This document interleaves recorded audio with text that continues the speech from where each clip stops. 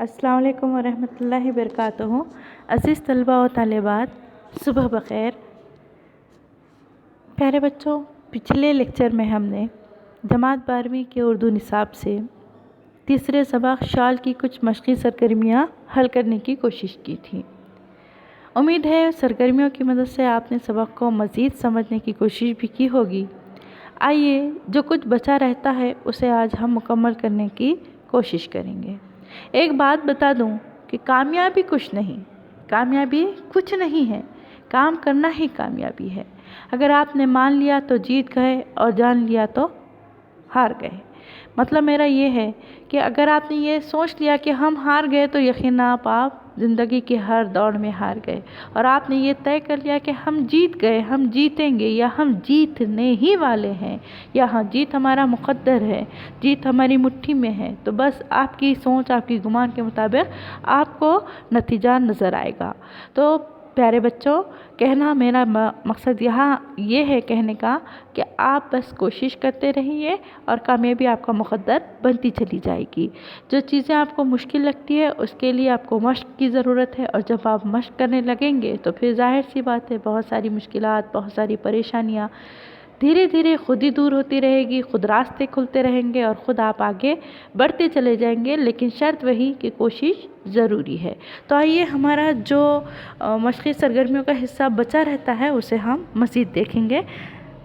चलिए आगे बढ़ते हैं हम।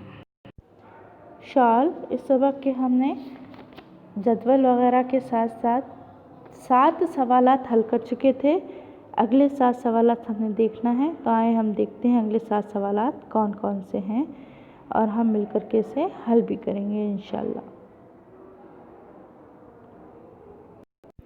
हाँ तो प्यारे बच्चों, हमने 7 सवालात हल कर चुके हैं। अगला जो सवाल है 8वें नंबर का, वो है रिक्शे वाले का हुलिया बयान करना है।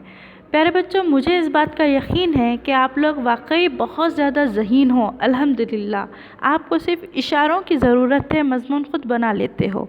तो आइए मैं फिर इशारे देती हूँ रिक्शे वाले के हुलिये के मुतालिक। आपने अपने तौर पर अपने लफ्ज़ों में इसे मज़मून की शक्ल में या एक इक़्तिबास की शक्ल में लिखना है। तो इसका हुलिया बयान करने से पहले हमें क्या करना होगा, उबैद के बारे में मुख्तसर हवाला देना होगा। जैसे कि मुख्तसर सफ़र से वापसी पर जब उबैद सुबह के वक्त लखनऊ के चारबाग रेलवे स्टेशन पर उतरा तो सर्दी अपने शबाब पर थी। वो साइकिल रिक्शे पर सवार हुआ और रिक्शे वाला कैसा था। अब हम यहाँ से रिक्शे वाले का हुलिया बयान करेंगे कि वो जवान था, भरे भरे शाने कहते हैं कांधों का मालिक था, यानी शोल्डर्स जिसको हम कहते हैं। चौड़ा सीना, मजबूत कमर, मोटी मोटी पिंडलियाँ, बड़े बड़े पाँव। उसने सर और गर्दन में एक सूती मफलर पगड़ की तरह लपेट रखा था, और वो आधी आस्तीन की खाकी खमीज पर एक पुराना सेंडो कट, यानी कि जो बग़ैर आस्तीन वाला होता है, शोल्डर का बग़ैर आस्तीन, वो शोल्डर का जो खमीज़ होता है उस तरह से उसने पहन रखा। स्वेटर जो रहता है ना, सेंडो कट मतलब बनियन टाइप में जो होता है, इनर टाइप में जो होता है, उसी तरह से स्वेटर पहने था, और टांगों में खाकी नेकर, पिंडलियाँ भी नंगी और पाँव भी उसके नंगे थे।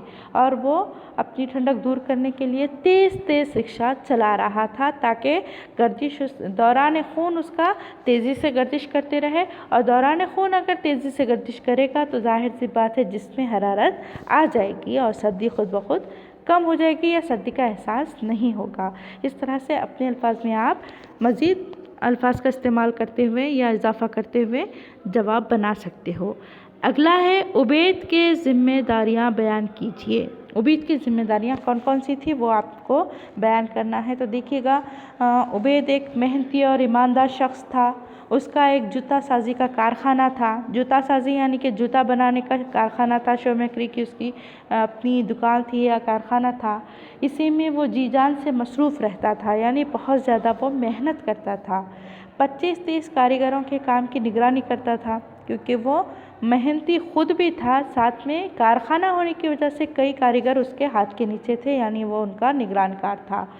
मौसम के सर्द और गर्म की परवाह नहीं करता और दुकान दुकान फिर कर सामान खरीदता। मतलब जूते बनाने के लिए जिन अशिया की ज़रूरत पेश आती थी वो खुद अपने तौर पर जाकर दुकान दुकान फिर कर सामान खरीदता था। मौसम की वो बिल्कुल परवाह नहीं करता था। ऑर्डर हासिल करता, इस तरह खून पसीना करके 4 पैसे कमाता था। मेहनत की कमाई वो हासिल करता था, हलाल रिस्क वो हासिल करता था। ये उसकी जिम्मेदारियों में से था। अगला हमारा सवाल है, रिक्शे वाले से पगली को शाल उड़ाने के लिए कहकर उबैद ने जो रद्द-ए-अमल ज़ाहिर किया उसे बयान कीजिए।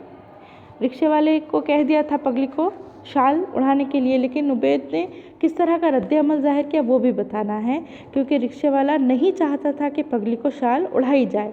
तो देखेंगे हम किस तरह से उसने रिएक्ट किया था या रद्द-ए-अमल ज़ाहिर किया था। तो रेलवे स्टेशन से रिक्शे पर सवार होकर उबैद जब अपने घर जा रहा था तो उसे रास्ते में एक बेसहारा पागल सी औरत सर्दी के मारे कराहते हुए नज़र आई।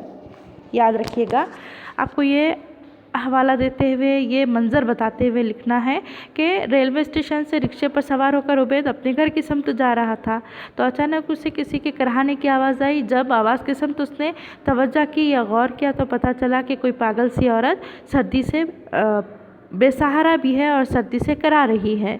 उसकी गोद में एक छोटा सा बच्चा भी था। इस औरत की दिलदोज़ कराह उबैद के सीने को छलनी करके रख दिया। दिल को दहलाने वाली, दिल को चीरने वाली जो उसकी कराहतें थी वो बिल्कुल उबैद के दिल को छलनी कर रख दी। उसने रिक्शे वाले जवान से पूछा कि इतने बड़े शहर में किसी अल्लाह के बंदे ने उस औरत को कोई रज़ाई या कंबल नहीं उड़ाया, या क्या हमारे शहर के रईस, अमीर, सेठ, साहूकार सब मर गए हैं। मतलब उसको गुस्सा आने लगा था कि शहर तो इतना बड़ा है और सर्दी अपने शबाब पर है, उरूज पर है, और ये एक पागल जैसी मजबूर, बेबस, बेसहारा औरत सर्दी में ठिठर रही है, सर्दी के मारे करा रही है। न सिर्फ इतना बल्कि उसकी गोद में एक छोटी सी जान भी मौजूद है, जिसे देखकर उबैद को रहम आ गया और उसने रिक्शे वाले से सवाल किया कि कहीं हमारे शहर के रईस, अमीर, सेठ और साहूकार सब मर तो नहीं गए। बहरहाल उस लाचार औरत और उसके बच्चे की हालत उबैद से बिल्कुल भी देखी नहीं गई, इसलिए उसने फ़ौरन रिक्शा रुकवाया और अपनी बीवी की वो शाल जो उसे बहुत ही ज़्यादा अजीज़ थी, जो बहुत ज़्यादा पसंदीदा थी, बीवी को इंतहाई पसंदीदा शाल क्या की उसने उस पागल औरत को उड़ाने के लिए कहा। लेकिन रिक्शे वाले ने इतनी खूबसूरत शाल देकर कहा कि ये खूबसूरत शाल और वो कहाँ गंदी पगली औरत। मतलब शॉल तो बहुत ही ज़्यादा नफीस थी और अभी भी ख़रीदी हुई बिल्कुल नई नवीली शॉल थी। मतलब इसका है कि उसका इस्तेमाल नहीं हुआ था। शॉल तो लेकर वक्त हो चुका था लेकिन इस्तेमाल नहीं हुआ था, इस वजह से वो बिल्कुल ही नफीस और साफ़ सुथरी नई सी लग रही थी। और अब जो औरत को शॉल उड़ाने की बात की गई वो तो एक बिल्कुल पगली सी औरत थी। उबैद इस पर गुस्सा होता है, डांट कर कहता है बको मत, जाकर उसे उड़ा दो। उसे बहुत गुस्सा आता है और कहता है कि तुम इस तरह से बको मत, बल्कि वो भी इंसान है इसलिए तुम जाकर उसे शॉल उड़ाओ। हम अगला देखते हैं सवाल। हमीदा का चोर को कोसना बयान कीजिए। हमीदा ने चोर को किस तरह से कोसा था वो आपको बयान करना है। तो देखेंगे हाँ, आपको पता है कि बहुत ज़्यादा कड़ाके की सर्दी थी और बहुत ज़्यादा सर्दी की वजह से शॉल मोहब्बत से हमीदा ने अपने शौहर को दी थी कि रास्ते में सफ़र के दौरान उसे किसी किस्म की ज़्यादा परेशानी ना हो। अब हुआ ये कि सफ़र में तो उसने शॉल को इस्तेमाल नहीं किया उबैद ने, क्योंकि उसे मालूम था कि ये शॉल उसकी बीवी को बहुत ज़्यादा पसंद है और अजीज़ है और वो उसकी शिकनें तोड़ना नहीं चाहता, शॉल की शिकनें तोड़ना नहीं चाहता था।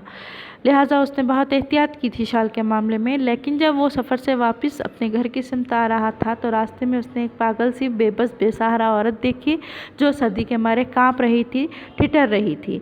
तो उसे रहा नहीं गया और उसने फ़ौरन क्या सोचा कि चलो हम ये शाल उसे दे आते हैं, उसे उड़ा देते हैं। और उसने फ़ौरन वो शाल उस पागल सी औरत को दे दी।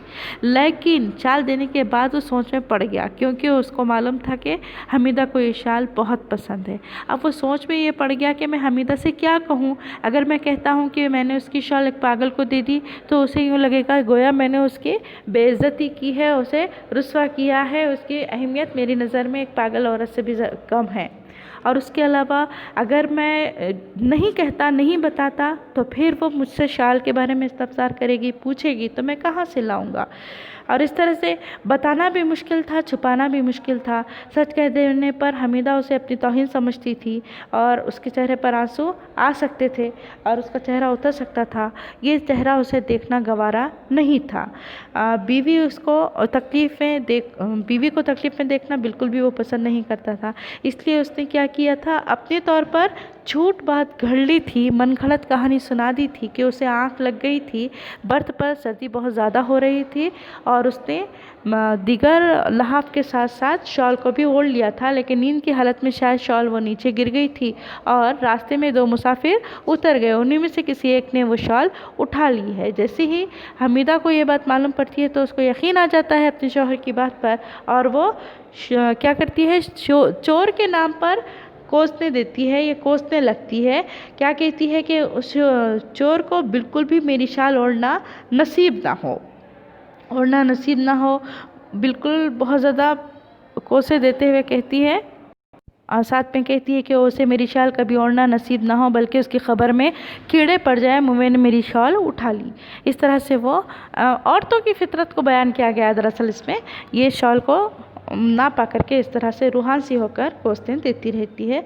उसमें आपको बताना है कि किस तरह से वो दरअसल आपको पहले हवाला देना है उबैद ने किस तरह से झूठ कहानी घड़ी थी, किस तरह से झूठ कहा था और घर आने के बाद उबैद के पास शॉल ना पाकर पहले किस तरह से हमीदा शॉल को चेक करती है या देखती है, तलाशी लेती है सारे होल्डर में या उसके बैग में, अटैची सूटकेस वगैरह में। नहीं मिलने पर सवाल करती है और जब जवाब मालूम पड़ता है कि किसी चोर उचक्के ने शॉल उड़ा ली है, तब वो कोसने देती है।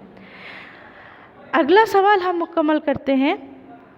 पगली को शाल देते वक्त रिक्शे वाले के ख्याल को कलमबंद कीजिए। पगली को शाल देते वक्त रिक्शे वाले के ख्याल को कलमबंद करना है। देखिए यहाँ पर रेलवे स्टेशन से जब उबैद रिक्शे में बैठकर घर की सिमत आ रहा था तो उसे अचानक से किसी के कराहने की आवाज़ महसूस हुई। उसने आवाज़ की सिमत जब तवज्जो की तो एहसास हुआ कि कोई बेबस, बेसहारा, पागल सी औरत सर्दी के मारे करहा रही है। सर्दी बहुत शदीद थी, वो करहा रही है और न सिर्फ वो अकेली थी बल्कि उसके साथ उसका एक छोटा मासूम सा बच्चा भी था। हमें सवाल ये पूछा गया कि पगली को शाल देते वक्त रिक्शे वाले के ख्यालात किस तरह के थे।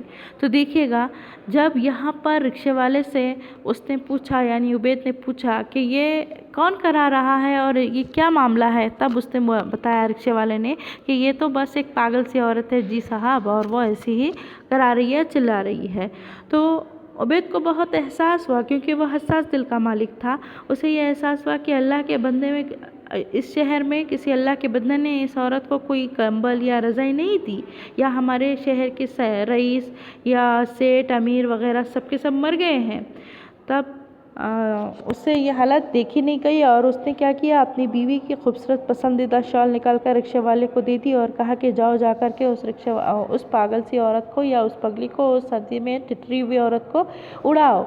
लेकिन रिक्शे वाले को यह लगने लगा कि ये इतनी कीमती शॉल और एक पागल सी औरत के लिए, उसे बहुत ज़्यादा अचंभा होने लगा था, हैरत होने लगी थी। और इसी हैरत के मारे उसने फ़ौरन उबैद से कहा कि कहाँ ये खूबसूरत शाल और कहाँ वो गंदी पगली औरत।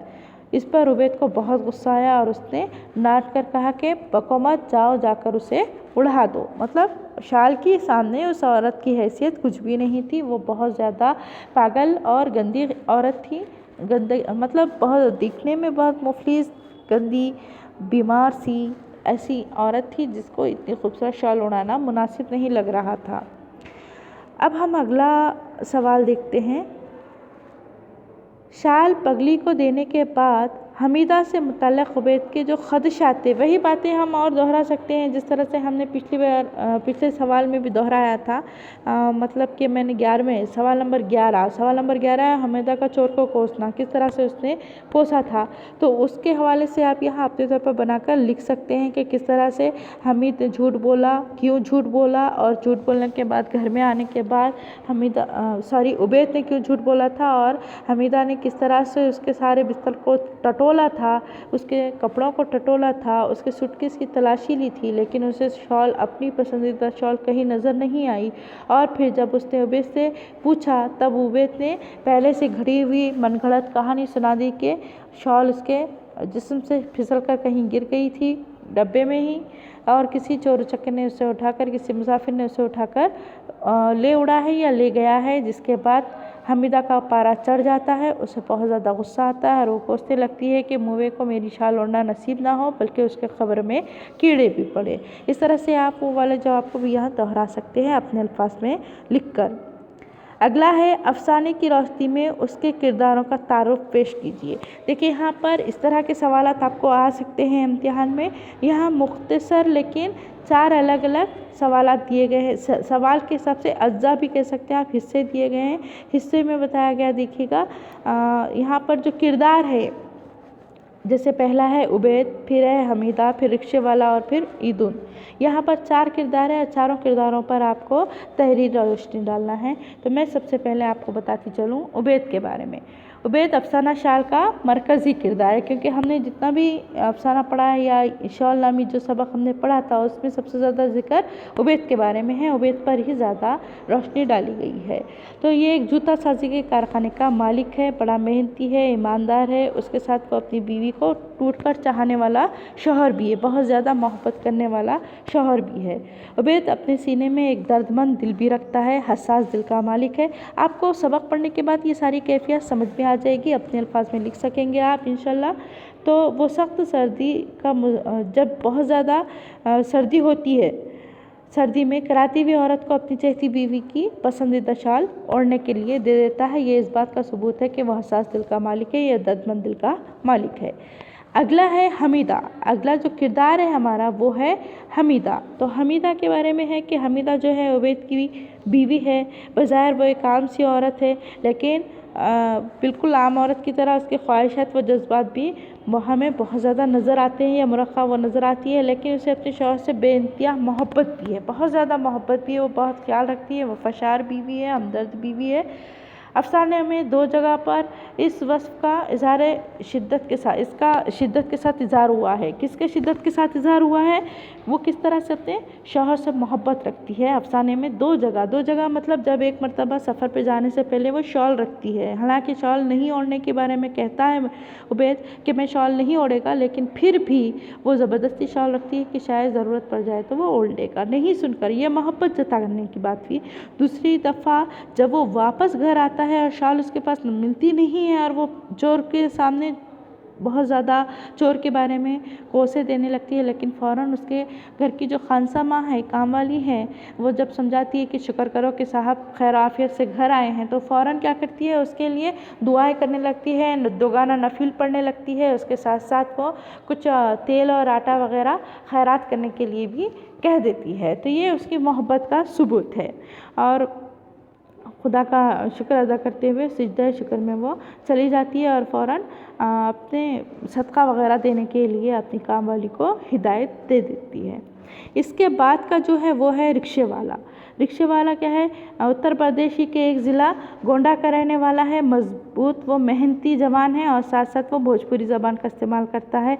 उसके बीवी बच्चे गांव में रहते हैं और ये लखनऊ में रिक्शा साइकिल खींचता है। अफसाने में ये गांव की भोजपुरी बोलते हुए नज़र आता है।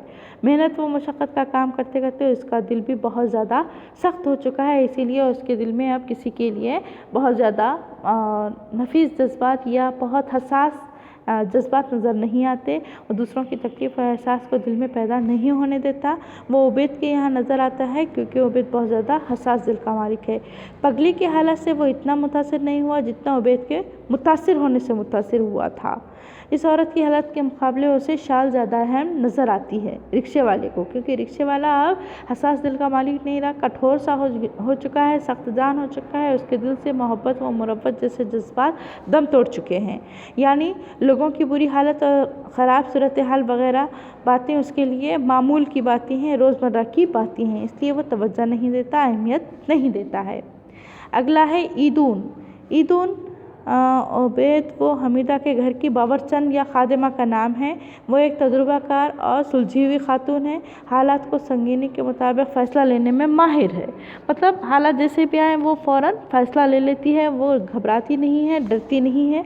उबैद के ज़रिए घड़े गए शाल की चोरी का जो क़िस्सा था वो हमीदा वो क़िस्सा सुनकर चोर को कोसने देने लगती है, लेकिन ईदुन उसे फ़ौरन समझाती है और कहती है कि अपने मिजाज और तजुर्बे के मुताबिक कहने लगती है कि इसका सदका उतारो, सजदा शुक्र अदा करो, क्योंकि अल्लाह ताला ने तुम्हारा शौहर सलामती के साथ घर लौटा दिया है। इस तरह से ये 4 किरदार आपको समझ आ गए होंगे। इसके बाद है असबाब बयान कीजिए। सख्त सर्दी के बावजूद उबैद का शाल ना ओढ़ना, इसकी वजह क्या थी ये आप अच्छी तरह से समझ सकते हैं, क्योंकि आपको पता